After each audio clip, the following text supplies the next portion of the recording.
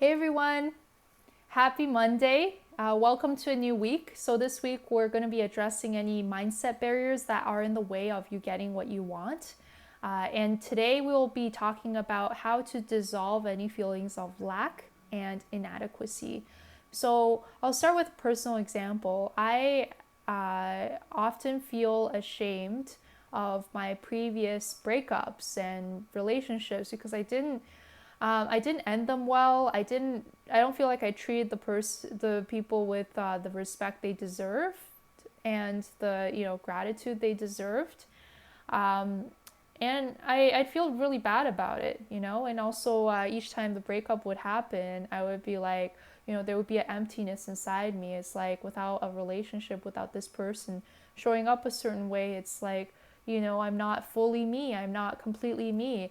And the thing I want to tell you and you all right now is nothing outside yourself is really going to give you any lasting happiness or fulfillment or satisfaction. It's not the approval of other people, and it's not any amount of money you can get. In fact, like you see all the people who get $1 million, they win the lottery, they reach the top of the social hierarchy, and suicide rates actually go up because they find that this whole thing they've been pursuing, like this money, has not been making them happy, right? And even like stars, like celebrities, so many people are their fans, so many people approve of them and say good things about them, but again, suicide rates also go up, right? That's not a permanent answer to life's problems. So a lot of it actually comes with inner work, like looking at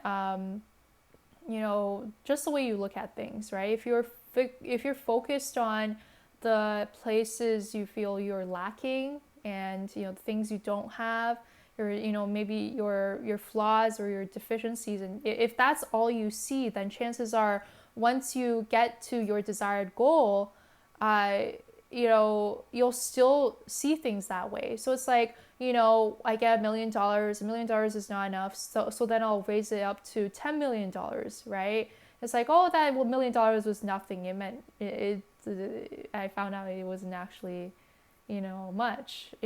So if you keep focusing on the lack, you won't be satisfied with any amount of money you'll get because you'll just be looking at the next thing and the next thing, right? Same with the relationships. I was happy for a while and I would be like, wait a sec, this person isn't perfect. And then I'd start looking on the green grass at the other side. And the thing is, there's no green grass, everything's imperfect. You don't get everything all at once.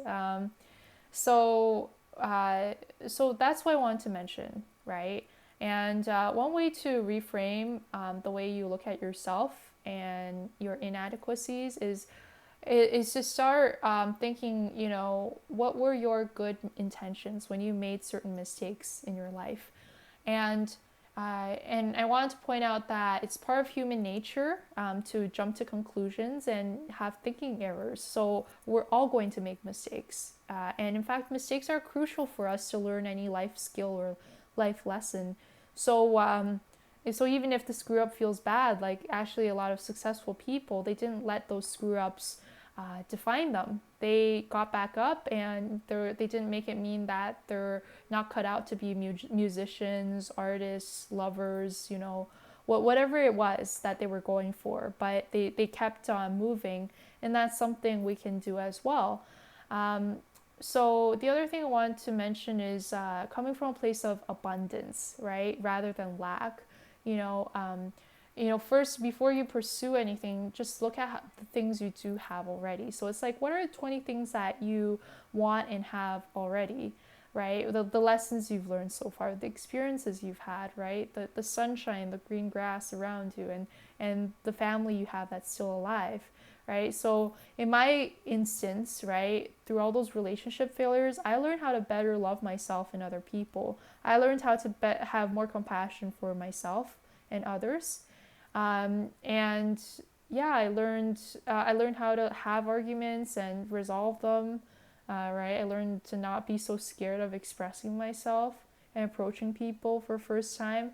So so many good things learned. Actually, we're all on our journeys. It's actually like, it's not an all or nothing thing.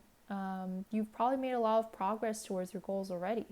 So, the exercise for today is to think of 20 things that you want and have already. And then you'll find that as you, if you now add your dreams, like, these two more things that I want. So for me, I want a great relationship that's longer term, and I want my $1,000,000 too, right?